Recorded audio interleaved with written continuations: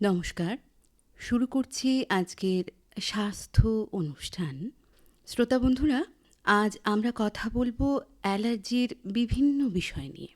আর এ বিষয়ে কথা বলতে আমাদের সঙ্গে উপস্থিত রয়েছেন MBBS MD, tuberculosis and respiratory disease এ বিশেষজ্ঞ ডক্টর মুকুন্দ দাস মহাশয়।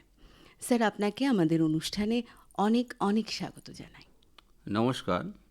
শান্তিনিকেতন আকাশবাণী থেকে আমাকে অ্যালার্জির বিষয়ে আমন্ত্রণ জানানোর জন্য ধন্যবাদ। অনেক ধন্যবাদ। প্রথমেই যেটা জানতে চাই যে অ্যালার্জি বলতে আমরা কি বুঝি, যদি আপনি বলেন। আমরা অ্যালার্জি বলতে বুঝি আমাদের শারীরিক কতগুলো রিঅ্যাকশান, আচ্ছা। যেগুলো সাধারণ জিনিসের সংস্পর্শে সবাই আমরা আসি, কিন্তু কয়েকজনের ক্ষেত্রে এই রিঅ্যাকশানটা হয়।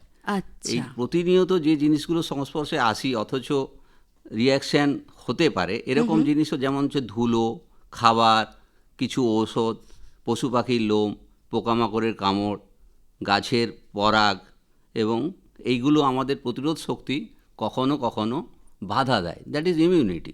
এই ইমিউনিটি যখন আমাদের শরীরে এই রিঅ্যাকশানগুলো, সাধারণ জিনিসের উপরে এই রিঅ্যাকশানগুলো করে, তখন তাকে আমরা অ্যালার্জি আছে বলতে পারি সেই জিনিসগুলোতে। আচ্ছা, এবার যেটা জানতে চাইবো যে অ্যালার্জি ঠিক কত প্রকারের হয় ও কি কি, যদি আপনি আমাদের একটু বোঝান। অ্যালার্জির প্রকার আমরা সাধারণত মেডিকেল ভাষায় যদি বলতে চাই, ডাক্তারি পরিভাষায়, সেক্ষেত্রে টাইপ 1 টু টাইপ 4 4 রকমের আছে। আচ্ছা। এই টাইপ 1 বলতে আমরা বুঝি আমাদের শরীরে যখন এই জিনিসগুলো প্রবেশ করে, এদের অ্যান্টিজেন বলি আমরা। এই আচ্ছা। অ্যান্টিজেনগুলোর বিরুদ্ধে আমাদের শরীরে আইজিই বলে একটা অ্যান্টিবডি তৈরি হয়। এই অ্যান্টিবডি, এবং যখন এই জিনিসগুলো ঢোকে, যেমন খাবার বা ধুলো বা আরও কিছু জিনিস যখন ঢুকছে, তখন এই আইজিইগুলো এসে বাধা দেয়।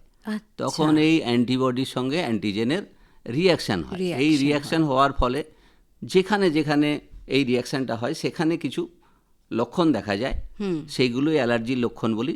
যেমন হচ্ছে আইজিই দিয়ে যখন হয় তখন এটাকে বলে টাইপ 1। আচ্ছা। এইটা হচ্ছে অ্যানাফাইল্যাক্সিস বলতে পারি। যেমন একটা সাপে কামড়ালো কাউকে, তার মধ্যে যে বিষটা আছে বা আরও কিছু জিনিস যেগুলো ঢুকলো শরীরে, তাতে আমার যখন অ্যালার্জি হচ্ছে তখন অনেক সময় এই অ্যানাফাইল্যাক্সিসটা হতে পারে। তারপরে অনেক সময় স্যালাইন চলতে চলতে তার মধ্যে কিছু জিনিস মেশানো থাকে অনেক সময় স্যালাইনের মধ্যে ভুল করে, সেই জিনিসগুলো অনেক সময় এই রিয়াকশানটা করতে পারে। তাছাড়া কিছু ওষুধ আছে, যেমন পেনিসিলিনের মতো কিছু ওষুধ আছে, যখন শরীরের মধ্যে প্রবেশ করে তখন প্রচুর পরিমাণে এই আইজিই এসে এই রিয়াকশানগুলো করে, এবং সেক্ষেত্রে সিরিয়াস ধরনের রিয়াকশান হতে পারে। এটা হচ্ছে টাইপ 1 রিয়াকশান। আচ্ছা। তেমনি আচ্ছা। টাইপ 2 রিয়াকশান হচ্ছে এটা সাইটোটক্সিক। যেমন আচ্ছা। ব্লাড ট্রান্সফিউশন হলো, কিছু অ্যান্টিবডি শরীরে ঢুকলো, এই অ্যান্টিবডিগুলো যখন শরীরের যে সেলগুলো রয়েছে, আরবিসিগুলো আছে, সেখানে অ্যান্টিজেন থাকে। সেই আচ্ছা। অ্যান্টিজেন অ্যান্টিবডি রিয়াকশানের ফলে সেটাকে ভেঙে ফেলে, সেলগুলো ভেঙে দেয়, এবং ভেঙে যাওয়ার পরে তখন সেখানে এটা টাইপ 2 রিয়াকশান, সাইটোটক্সিক রিয়াকশান। আচ্ছা, টাইপ 3 রিয়াকশান হচ্ছে ইমিউন কমপ্লেক্স তৈরি হয় শরীরের মধ্যে। আচ্ছা। এইটা গিয়ে অনেক সময় জয়েন্টে বা কোনো কোনো জায়গায় গিয়ে সেখানে গিয়ে ডিপোজিট হয়ে যায়, জমা হয়। জমা হওয়ার পরে সেক্ষেত্রে যে রিয়াকশানটা হচ্ছে সেটা হচ্ছে টাইপ 3। এটা হলো ইমিউন কমপ্লেক্স মেডিয়েটেড। আর এটা হচ্ছে টাইপ 4। আমরা অনেক সময় আচ্ছা। টেস্ট করি, যেমন হচ্ছে স্কিন টেস্ট করি। স্কিন টেস্টের সময় আমরা কিছু কিছু অ্যালার্জেন দিয়ে টেস্ট করি আচ্ছা। জানার জন্য। তখন যেমন হচ্ছে টিউবারকুলোসিসের ক্ষেত্রে আমরা মান্টু টেস্ট করি। সেখানে 1-2 টেস্ট, কিছু হ্যাঁ। সেল আছে শরীরের মধ্যে যারা ওইখানে এসে রিয়াকশান করে, জায়গাটা লাল হয়ে ফুলে যায়, এবং ওই রিয়াকশানটা দেখে আমরা বুঝতে পারি যে তার শরীরে ইনফেকশন হয়েছে। সেটা হলো টাইপ 4, সেটাও একটা অ্যালার্জিক রিয়াকশান।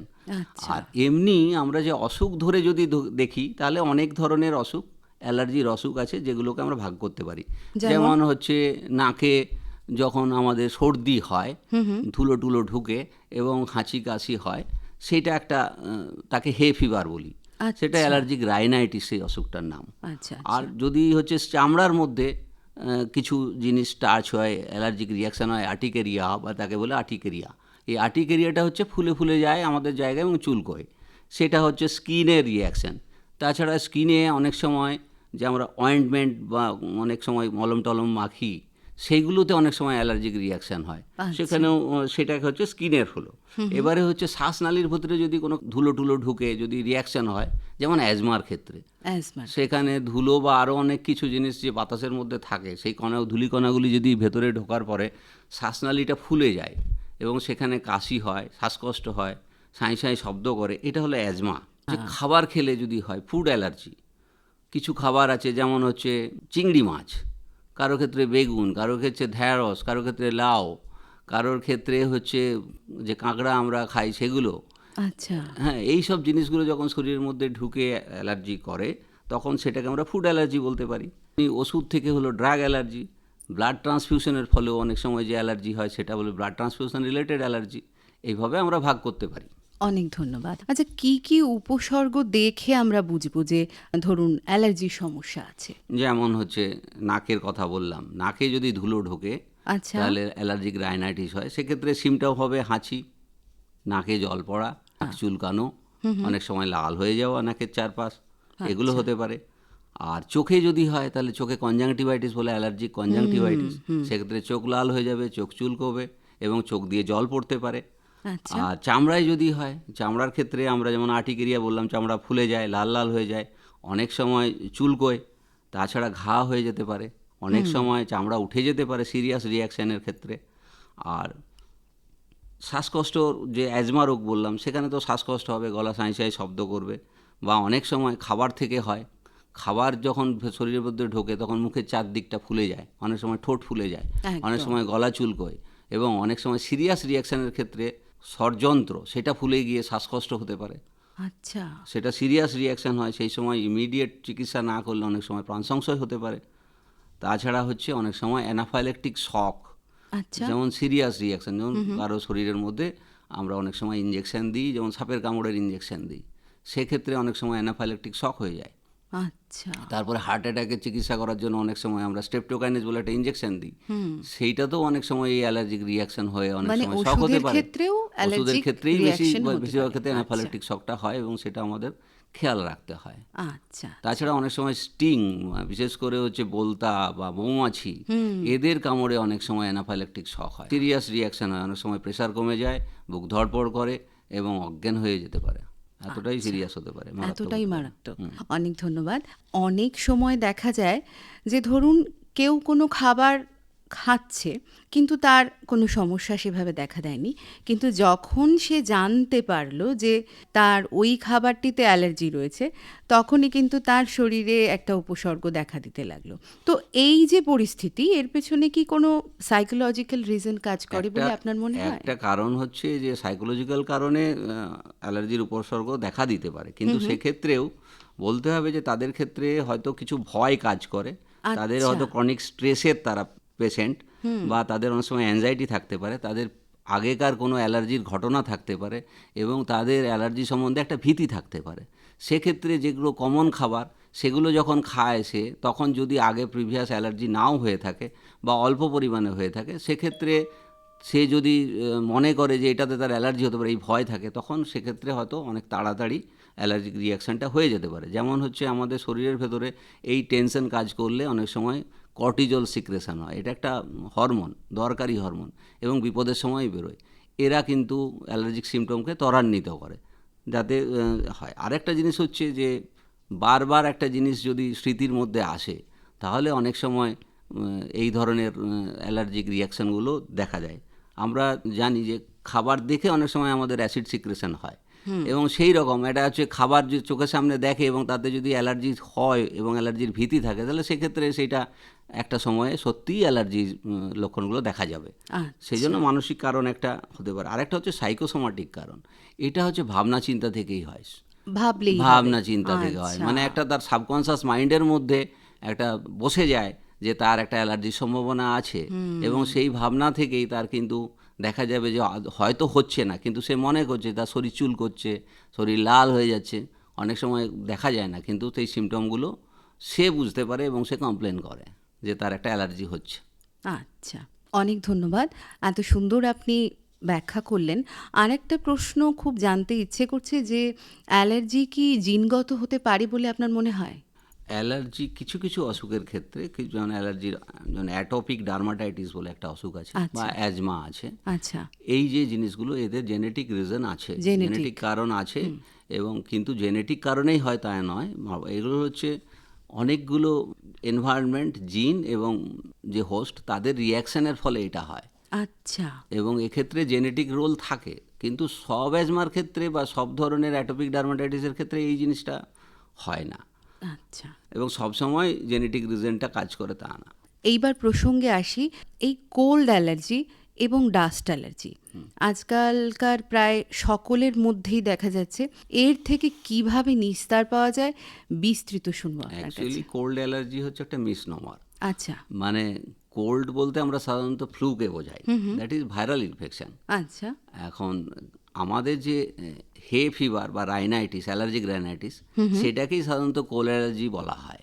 আচ্ছা এক্ষেত্রে ধুলো ঢোকে বা অন্যান্য জিনিস ঢোকে, আমাদের নাকে যে পর্দা রয়েছে সেখানে এই ইরিটেশনটা কাজ করে, সেখানেই অ্যান্টিজেনের সঙ্গে অ্যান্টিবডি রিয়াকশান হয়, এবং সেক্ষেত্রে তখন এই সিমটমগুলো দেখা যায়। এটা হলো কোল্ড অ্যালার্জি।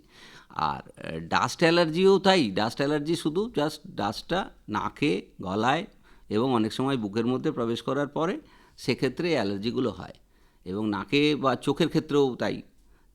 এই জিনিসগুলোকে আমি যদি আটকাতে চাই, তাহলে আমাকে প্রথম কথা হচ্ছে যে চিকিৎসা করতে হবে বা ডাস্টটাকে কন্ট্রোল করতে হবে। আচ্ছা সিমটম যখন হচ্ছে তখন ওষুধ দিতে হবে।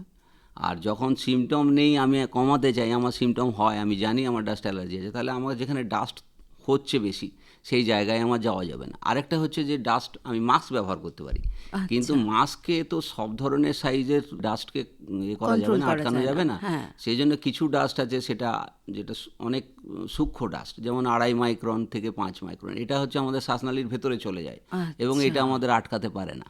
আমাদের যে জন্য মাস্কগুলো ব্যবহার করার ক্ষেত্রে, যেমন হচ্ছে 95 যেটা বলি, সেখানে 95% ডাস্টকে কন্ট্রোল করতে পারে, মোর দ্যান 5 তার নিচে যদি হয় সেটা কন্ট্রোল করতে পারবে না কিন্তু। আর দুই হচ্ছে, মাস্ক দিয়ে তো পুরো এয়ারটাকে করা যায় না, বন্ধ করা যায় না, তাহলে এয়ার যখন ঢোকে তখন আমাদের ডাস্টও ঢুকবে, ন্যাচারালি ওটা করা যাবে না। আর যে পরিবেশে ডাস্ট তৈরি হয় সেখানে ডাস্ট কন্ট্রোল মেজার্সগুলো রাখা উচিত, যেমন হচ্ছে কলকারখানা বা মাইন্স, বা যখন আমরা ঝাড়ু দিই সেখানে দেখতে হবে যে যেদিকে লোক আছে বাতাস কোন দিকে বইছে, এবং অনেক সময় ফ্যান বা অনেক সময় ইউজ করে বাইরের দিকে, যেমন আমাদের কিছু কিছু ক্ষেত্রে আমরা এক্সজস্ট ব্যবহার করি। এক্সজস্ট ব্যবহার করলে কি হচ্ছে, একটা সার্কুলেশন হচ্ছে, অতএব ডাস্টটা ওখানে যাওয়ার সুযোগ পাচ্ছে কম। সেই জন্য, আর যেমন আমাদের ধুলো বিছানা থেকে প্রচুর তৈরি হয়, তাহলে বিছানাটা যদি আমি পরিষ্কার পরিচ্ছন্ন রাখি, রেগুলার যদি কাচি, যাদের অ্যালার্জি রয়েছে ডাস্ট থেকে তারা কিন্তু অনেকটা তাদের কম হবে।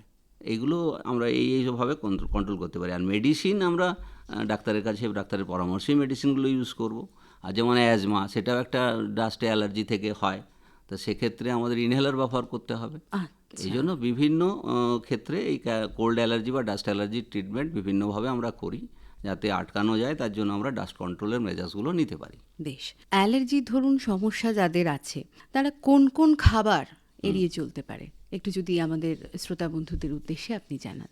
যেমন কমন যে খাবারগুলোতে আমরা সাধারণত জানি যেটা ফুড অ্যালার্জি হয়, যেমন হচ্ছে মিল্ক একটা, ফিশ, কিছু কিছু ফিশের ক্ষেত্রে, নাটস, বিভিন্ন রকমের নাটস, যেমন পিনাট, ওয়ালনাট, আমন্ড, তাছাড়া গম, সয়াবিন, অনেক সময় হচ্ছে ওই আমরা কাঁকড়া যেগুলো খাওয়া হয়, লবস্টার, চিংড়ির বিভিন্ন প্রজাতি, সব এগুলোতে সাধারণত হয়। ডিম, যেটা খুব কমন, ডিমে অনেক সময় হয়। তাছাড়া কিছু সবজি আছে যেমন লাউ, বেগুন, তাছাড়া ঢ্যাঁড়স, এগুলোতে সাধারণত অ্যালার্জি আমরা দেখি। কিন্তু অন্য কোনো খাবারে কারোর অ্যালার্জি হবে না এমনটা নয়, বেগুনের থেকে অ্যালার্জিটা কমন। এভাবে অনেক খাবার, প্রত্যেকের তো প্রত্যেকটা খাবারে হয় না, সেই জন্য যার যে খাবারে অ্যালার্জি হবে তাকে সেই খাবারটা সম্বন্ধে সতর্ক থাকতে হবে, এড়িয়ে চলতে হবে। তাছাড়া আমরা আগে থেকে জানতেও পারি অনেক সময় যে কোন খাবারে কার অ্যালার্জি আছে, যেমন ব্লাড টেস্ট করলে আমরা অনেক সময় স্কিন টেস্ট করেও জানতে পারি, আবার অনেক সময় ব্লাডে আইজি লেভেল দেখেও বুঝতে পারি আমাদের যে খাবারে অ্যালার্জি হতে পারে বলে মনে হচ্ছে, সেগুলো দিয়ে আমরা টেস্ট করতে পারি। যাদের অ্যালার্জি হয় বিভিন্ন জিনিসে, তাদেরকে খাবারের থেকে আমরা টেস্ট করতে পারি, বা অনেক সময় ডাস্ট থেকে টেস্ট করতে পারি, বা আরও কিছু গাছের পলেন্স আছে যেগুলো থেকে আমরা টেস্ট করতে পারি, সেগুলো টেস্ট করার পরেই আমরা জানতে পারি যে এগুলোতে অ্যালার্জি হওয়া সম্ভব, সেই জন্য সেগুলোকে অ্যাভয়েড করার চেষ্টা করতে পারি। বাহ, অনেক ধন্যবাদ। বিভিন্ন কারণে অ্যালার্জি যদি হয় তাহলে প্রাথমিকভাবে আমরা কি করতে পারি? প্রাথমিকভাবে হচ্ছে আমরা যে ওষুধগুলো সাধারণত ওভার দ্য কাউন্টার পাওয়া যায়, যেমন হচ্ছে কারোর কোনো একটা কিছুতে অ্যালার্জি হয়েছে, তার হয়তো চামড়ায় চুল করছে বা চোখে একটা সমস্যা হয়েছে, চোখে যদি সমস্যা হয় চোখের ডাক্তারের কাছে যেতে হবে। যদি নাকের অ্যালার্জি হয় তাহলে নাকের ক্ষেত্রে ইএনটি ডাক্তারবাবুদের পরামর্শ নিতে হবে। আচ্ছা। যদি কারোর অ্যাজমা থাকে তাহলে সেক্ষেত্রে বুকের ডাক্তারবাবুর কাছে যেতে হবে। আচ্ছা। বা বিশেষ করে চামড়ার ডাক্তারবাবুরা সমস্ত ধরনের চামড়ার অ্যালার্জি চিকিৎসা করেন, তাদের কাছে যেতে হবে। আচ্ছা। আর আচ্ছা। ওভার দ্য কাউন্টার সাধারণত কিছু ড্রাগ পাওয়া যায় যেগুলো অ্যালার্জির ওষুধ, সেগুলো কারোর কোনো বিশেষ বাধা না থাকলে, বিশেষ আপত্তির কারণ না থাকলে সেই ওষুধগুলো ব্যবহার করা যেতে পারে। আচ্ছা, এমন কোনো কমন মেডিসিন যেটা সকলের ক্ষেত্রেই প্রায় প্রাথমিকভাবে ব্যবহার করা যেতে পারে? যেমন আমরা সেট্রিজিন গ্রুপের যে ওষুধগুলো আছে, লিভোসেট্রিজিন বা সেট্রিজিন, এই ট্যাবলেট আচ্ছা। আমরা খেতে পারি। আচ্ছা। কিন্তু এটা কোনো খেয়াল পার্শ্ব রাখতে হবে প্রতিক্রিয়া যে হবে না? এগুলো খেলে সাধারণত একটু ঘুম ঘুম ভাব হয় আচ্ছা, এবং আচ্ছা, আচ্ছা। সেক্ষেত্রে বা মুখ শুকিয়ে যায়, সেক্ষেত্রে একটু তাকে সতর্ক থাকতে হবে, জানতে হবে। নিশ্চয়ই, একদম তাই। তো অনেকে কিন্তু মনে করেন যে অ্যালার্জিটা ঠিক তেমন গুরুতর নয়। তাদেরকে আপনি কি বলবেন? এই ধারণা কতখানি সঠিক বলে আপনার মনে হয়? অ্যালার্জি গুরুতর নয়, যেমন হচ্ছে অ্যালার্জিক রাইনাইটিস বা আচ্ছা। অ্যালার্জিক কনজাংটিভাইটিস সেটা বা কিরকম? ধরুন নাক দিয়ে জল পড়া, হাঁচি টাচি, এগুলো সিরিয়াস নয়। আচ্ছা। বা চোখে চুল করছে, এটাও সিরিয়াস নয়। বা আচ্ছা। গলা খুসখুস করছে, চুল করছে, কাশি হচ্ছে, এটাও সিরিয়াস নয়। কিন্তু অ্যাজমা যদি চিকিৎসা না করা হয় সিরিয়াস হতে পারে, সেক্ষেত্রে শ্বাসকষ্ট হয়ে প্রাণ সংশয়ও হতে পারে। গুরুতর হতে পারে। তারপরে হচ্ছে কিছু কিছু ক্ষেত্রে যেমন অ্যাটোপিক ডার্মাটাইটিস, আচ্ছা। এগুলো এক্সিমা বলে। তো এই এক্সিমাটা অনেক সময় একটা বিচ্ছিরি দাগ হয় অনেকের, আচ্ছা। বিশেষ করে মেয়েদের ক্ষেত্রে সেটা একটা অস্বস্তির কারণ হতে পারে। এইটা আমরা বলতে পারি। কিন্তু অ্যানাফাইল্যাক্সিস সেটা মারাত্মক। অ্যানাফাইল্যাক্সিসের কথা আমি আগেই বলেছি, টাইপ 1 রিয়াকশান। এক্ষেত্রে অনেকটা আইজি বেরিয়ে এসে অনেক রিয়াকশানটা অনেক সিভিয়ার হয়, আমাদের শরীরের মধ্যে শক হয়ে যেতে পারে। শক বলতে আমাদের প্রেশার একদম কমে যেতে পারে আচ্ছা। এবং আমাদের শরীরের ব্লাড ভলিউম কমে যেতে পারে। জল ব্লাড ভলিউম কমে গেলে আমাদের শক হয়ে যাবে, কিডনি ফেলিওর হয়ে যেতে পারে তার থেকে, এবং তার থেকে অনেক সময় ব্রেনে রক্ত চলাচল কমে গিয়ে অনেক সময় প্রাণ সংশয়ও হতে পারে। মানে এবং এতখানি সেটা হচ্ছে গুরুত্বপূর্ণ। ওষুধটা যাওয়ার পরে বা কোনো একটা অ্যানিম্যাল স্টিং বা কোনো একটা বোলতার কামড় বা কিছু, সেটা ইমিডিয়েট ট্রিটমেন্ট না করলে প্রাণ সংশয় হওয়ার সম্ভাবনা খুবই থাকে। তো সেক্ষেত্রে অ্যালার্জি মারাত্মক। তাহলে অ্যালার্জির লক্ষণ যখনই দেখা দেবে এবং সেক্ষেত্রে স্যার যদি আগে থেকে কোনো থাকে, অভিজ্ঞতা থাকে, তাহলে সেক্ষেত্রে তাকে অবশ্যই হসপিটালে যেতে হবে এবং ইমিডিয়েট ট্রিটমেন্ট করাতে হবে। একদম, তৎক্ষণাৎ তাকে ডাক্তারি পরামর্শ নিতে হবে। আরেকটি প্রশ্ন আপনাকে জিজ্ঞেস করতে ইচ্ছে করছে যে আপনি বললেন মাস্ক পরাটা খুব জরুরি, কিন্তু অনেকের ক্ষেত্রে শোনা যায় যে মাস্ক পরলে তাদের একটা সাফোকেশন হয়, বা বিশেষ করে অ্যাজমা রোগীদের, তো তারা সেক্ষেত্রে কি করবে? অ্যাকচুয়ালি অক্সিজেনের অভাব যেটা হয় সেটা তার অসুখের জন্য, আচ্ছা। ঠিক আছে। কিন্তু মাস্ক পরলে তার হাওয়া চলাচল বন্ধ হওয়ার কোনো কথা নয়। একদম। দুই, মাস্ক তাকে সমস্ত জায়গাটা খুব টাইটভাবে তাকে পরার দরকার হচ্ছে না। যে দিক থেকে ধুলো আসছে বা কিছু আসছে বা হাঁচি কাশি হচ্ছে, সেটা হচ্ছে বাইরের লেগে যাচ্ছে, সেটাই। আচ্ছা। কিন্তু সমস্ত ডাস্ট বা সমস্ত কিছুকে তো কন্ট্রোল হয় না। তেমনি হাওয়া এতটাই সূক্ষ্ম যে হাওয়া বন্ধ করা সম্ভব না মাস্ক দিয়ে। এটা একটা ভীতি থেকে হতে পারে বা অস্বস্তি থেকে হতে পারে। আচ্ছা। সে এটা কমপ্লেন করতে পারে, তার অসুবিধে হচ্ছে সেই জন্য সে মাস্ক পরতে চায় না, সেক্ষেত্রে সে এটা কমপ্লেন করতে পারে। অনেক ধন্যবাদ। সব শেষে আমাদের শ্রোতা বন্ধুদের জন্য আপনার কি পরামর্শ থাকবে? শ্রোতা বন্ধুদের জন্য আমার যে পরামর্শ সেটা হচ্ছে, অ্যালার্জি নিয়ে অযথা ভয় পাবেন না। আপনার যদি কোনো জিনিসে অ্যালার্জি হয় তাহলে সেটা আপনাকে খেয়াল রাখতে হবে, মনে রাখতে হবে, এবং আপনাকে সেটা অ্যাভয়েড করতে হবে। আপনি যদি অ্যাভয়েড না করেন তাহলে পরবর্তীকালে যে রিয়াকশানটা হবে সেটা হয়তো একটু মারাত্মক হতে পারে। আর অবশ্যই অ্যালার্জিতে যে ভোগেন যারা, তারা কিছু ওষুধ যেগুলো সাধারণভাবে দোকান থেকে পাওয়া যায় সেগুলো কাছে রাখতে পারেন, খেলে সেটা কষ্টটা কমবে। আর যদি কোনো সিরিয়াস রিয়াকশান হয় অবশ্যই ডাক্তারবাবুর কাছে যাবেন এবং ডাক্তারবাবুদের কাছে পরামর্শ নেবেন, এবং দরকারে বিশেষ করে অ্যানাফাইল্যাকটিক শক, যেক্ষেত্রে প্রেশার কমে যাচ্ছে, বুক ধড়ফড় করছে, সেক্ষেত্রে অবশ্যই হাসপাতালে গিয়ে ভর্তি হবেন।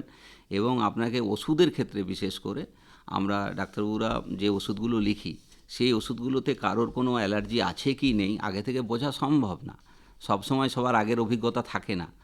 সেই জন্য যখনই কোনো ওষুধ খাওয়ার পরে অ্যালার্জি হচ্ছে, দেখা দিচ্ছে, চামড়ায় দেখা দিচ্ছে বা মুখের মধ্যে দেখা দিচ্ছে বা অন্য কোনো জায়গায় কোনো রিয়াকশান হচ্ছে, তখন আপনাকে পরিষ্কার করে ওই ওষুধটা নামটা লিখে রাখতে হবে।